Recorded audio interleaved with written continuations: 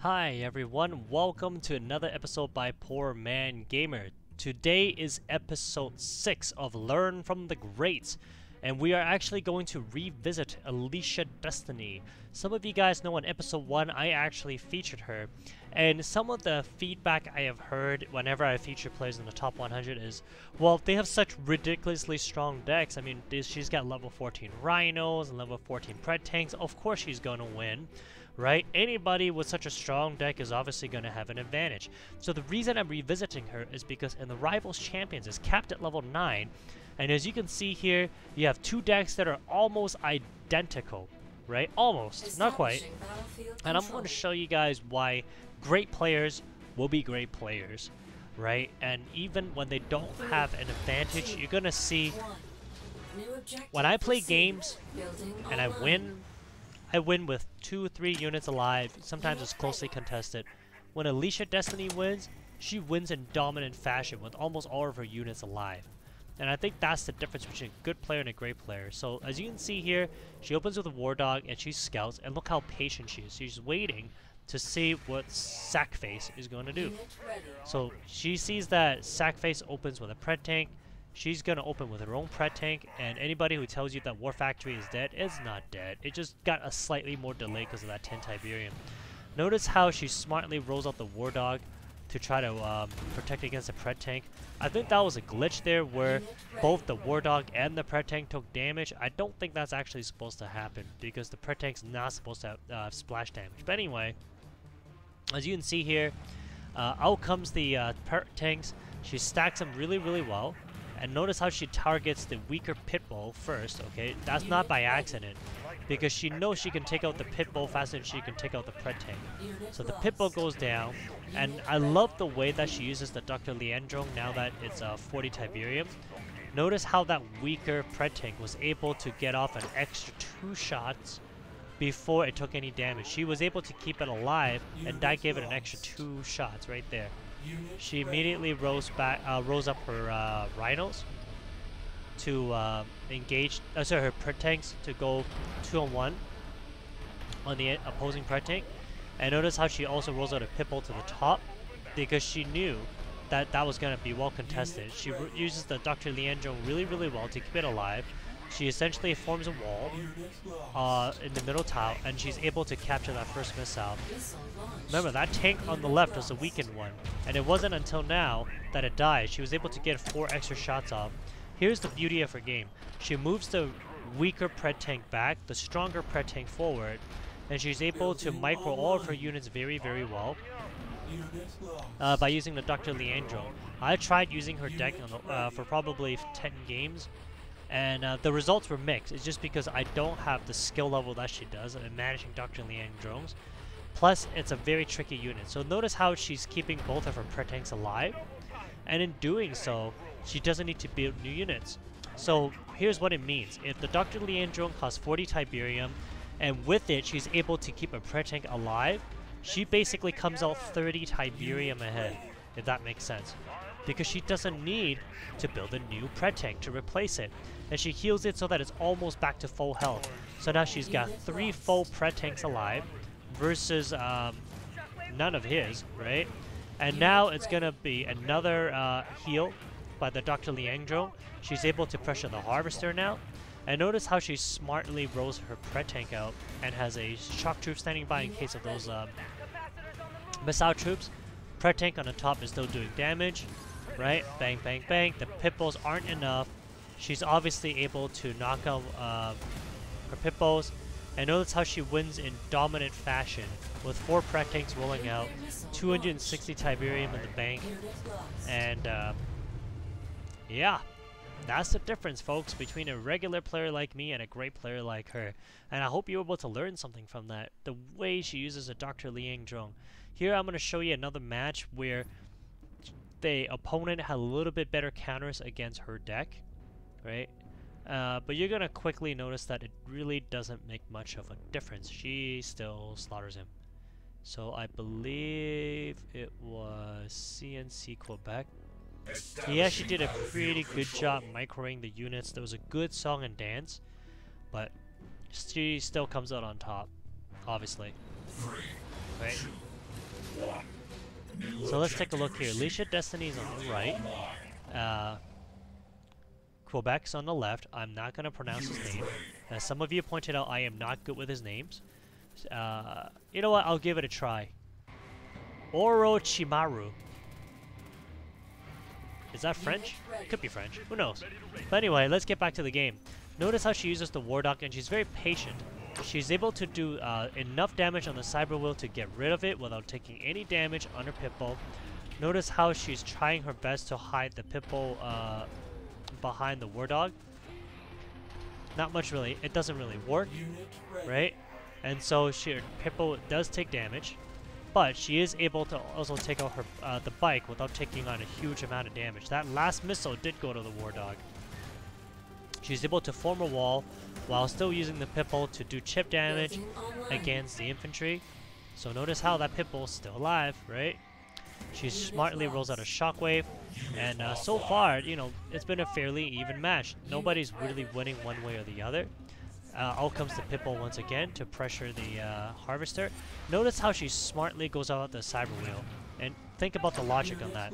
The Cyber Wheel was the only genuine threat to the Shockwave, which protects against the missile, rather than try to shoot the Harvester, which a Pitbull doesn't do that much damage of, right? Because the Pitbull doesn't do a lot of high DPS, or damage per shot.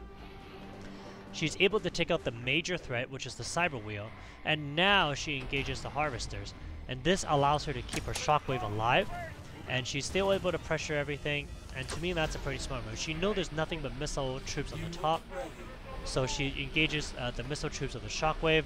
Now she uses the Pitbull to chase down that Harvester, heals up the Shockwave. The Shockwave still has all 3 men on, right? And by now, Quebec is getting desperate with the double Harvesters and the Cyber Wheel, right? Very, very smart play. Down goes the Harvester on the top, stops the opponent from getting a huge army. That Dr. Liangzhong does his job, right? Kept the Shockwave alive for much longer than he has any right to. And right now, she's only putting the Dr. Liangzhong there not to heal, but to see where that stealth tank is going, because it reveals the stealth tank movement. Okay? So she moves the Pitbull down. Shockwave is still there. She's still charging the missile. She chases down that stealth tank successfully, so the instant it comes out and damages the Harvester. Bang. Notice this as well. She saved her Dr. Liangzhong until the Harvester took some damage. The stealth tanks cannot one-shot the Harvester, and that buys her time to heal up her Harvester and her Pitbull. She smartly uses the Shockwave to block off the bottom Harvester. At the top, she's going to lose that Shockwave because she's got too many of them, to be honest with you, right? Which is why she purposely had to die. Look at the genius of this. She rolls out an Orca because Orca fires 4 missiles now instead of 2. That allows her to take out the Cyber Wheel very quickly, whereas the stupid Predator tank would take 4 shots, which is way too long. And she's on both tiles right now. She quickly uses the Shockwave to block off the stealth tank, so now the stealth tank has to walk all the way around in order to contest the missile, and now it's too little too late. Quebec is completely dead in the waters, even loses that stealth tank at the very end, and bang, bang, bang, bang, she wins the game. So for those of you guys who think that the highest ranked players are only winning because they have high level troops, most of them are actually really, really good players as well. I'm going to try to show you guys one last match. I have played against the people from Ascendance Ukraine quite a few times now. I'm fairly certain they are a knockoff clan of Ascendance and Tiberium and Terminus and all that. They're not that super clan, I don't believe, right? Some of you guys have messaged me, so please correct me if I'm wrong. They are not the true Ascendants. I have played a few people from Ascendance. I've beat them a few times. I've lost quite a few times as well. Right? I'm just being honest. I've beaten them and I've lost against them. They're really good players, right? Sometimes I won because I had a good matchup. Or sometimes with decks, right? You just so happen to be weak against something and you lose. I love the patience here. Uses the War Dog, chases around the Rifleman just to keep an eye out on what's going on. And then she's gonna go ahead and use her Pitbull to do damage. Notice how she backs it away. She doesn't blindly just keep attacking it. She's still keeping the Pitbull in the arena.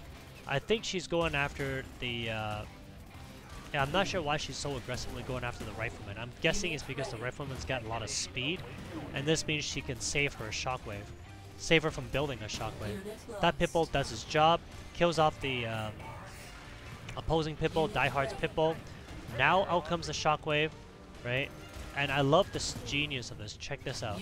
Dr. Liangzhou heals up the Pitbull and the Pret Tank in the back.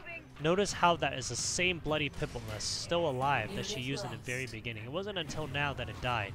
But because she was able to keep it alive a lot longer than it had any right to be. Anyway, too fast. Let's slow down here. Shockwave does a great job knocking out those jump jets. Notice how she keeps microing the Pret Tank and the Shockwave continuously back and forth. Every time you try to do that, it's 4 buttons clicks. That's crazy. She uses the Dr. Liangzhou to go ahead and heal up that Pret Tank. So the Pret Tank is basically at full health. The Shockwave is standing by, ready to engage those missile squad the moment they pop out. There it is. Bang, bang, bang, bang, bang. The Dr. Liangzhou is going to heal those Pret Tanks. And by keeping the Pret Tanks at the top and pressuring those harvesters, it also forces Diehard to keep all his troops at the top, which means that her harvesters are safe. She rolls out another APC, which in my opinion was a total bad move because he has no troop advantage right now. He's got no positional advantage on the map. And so the APC is just basically it's a target. It's just a shooting target at this stage of the game. Instead of engaging the enemy harvester, because she's doing perfectly fine already, she keeps her attention in the middle. Okay. The Dr. Liangzhou does his job and heals up that Pret Tank. Does a great job doing it. She's standing on both missile tiles. She's gonna win this game. Bang. So Ascendance Ukraine, please change your name to something else. Unless you're true Ascendance clan, please go ahead and change it. Call yourself Ukraine. Right, something else. And we're gonna go through one last match here that I believe she played really, really well. Let me see if I can find it. I believe it was against Kraft. My memory's getting a little shoddy, but nonetheless, I did watch this match ahead of time, and I remember this match being somewhat close, at least in the beginning. New objective received. One more thing, guys. X-Scoundrel actually posted a video on tips that you can use to play like pro tips. I thought that was a really, really well done video. So if you guys can, go ahead and watch that video. Notice how she rushes out with the War Dog, and she's saving her War Dog right now.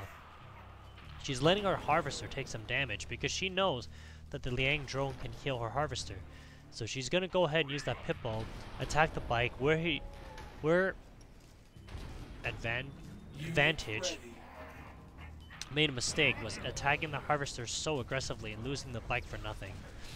So now, because he attacked so aggressively, the Pitbull is at full health. She's 30 Tiberium up right now, and she hasn't lost a single unit. That War Dog at the top is going to provide perfect cover to prevent the second missile squad from coming up. And you're going to quickly see how this match devolves, because she's using the Pitbull to engage the bike. Pitbulls beat bikes, hands down. They do, right? They're just a little bit stronger. Bang, there it is. Shouldn't have charged it up. The Pitbull's still alive. Shockwave has come out now to engage his missile squads. The bike ran to the wrong spot. Should have went to the top. Dude, what are you doing? Right? Pret Tank comes out to engage the bike. She's... the heck? The bike ran all the way around, lost the Harvester. Here comes the Liangzhou to keep that Pitbull alive. Didn't lose it till now. And for the rest of this game, it's not as close as I initially remember, but there's still good micro here, so watch. The Pret Tank now is at the top. Out comes the Hammerhead. Hammerhead's gonna wipe out almost any unit. And notice how the way she uses the Liangzhou, she's constantly able to keep it alive. Very smartly. And she doesn't roll it out until it's necessary. So down goes the enemy Harvester. There's the Liangzhou, and notice how he aggressively pushes that Pret Tank back, the weakened one. Pret Tank's still alive. Still alive. And she's going to heal almost every single one of her units, right? Bang, there goes that bike. But this stage of the game, of course, is going to be over, so we're just going to speed it up. Bang, bang, bang, bang, bang. See you later, Advantage. Alright, brilliant move, guys. So if you guys want to try to copy your deck, I'm sure she wouldn't mind. You know, imitation is the sincerest form of flattery. But truth be told, I've tried it. It's very hard to micro the way like she does. You gotta click your mouse or move your thumbs like crazy. Guys, thank you so much for watching. And as always, have yourself a wonderful day. Take care. Bye-bye.